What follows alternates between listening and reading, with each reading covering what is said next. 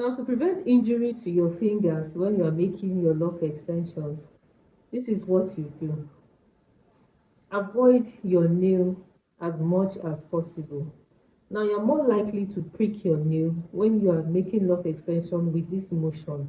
In the process of bringing out the lock crochet and taking it back in, you may poke your nail here at this point. So there are a couple of things you can do to prevent this.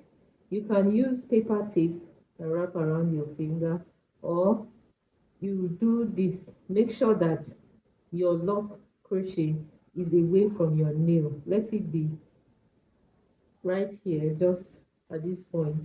Okay, this away from your nail into your finger, this way. And then when you are locking, try to make sure as much as possible the hook of your crochet should be right between your fingers. Don't let it slip out. Don't do this and go back in. Stay within the hair as much as possible. Stay within the hair as you are locking. Okay, so this happens usually when you are doing this motion and with the single hook. With the double hook, you are less likely to prick your finger. And also, if you are doing this motion, which I call the wrist roll motion, you are also less likely to prick your finger. Okay, so these are the things you can do to prevent injury. Always stay within the hair. Let your hook stay within the hair and away from your nail.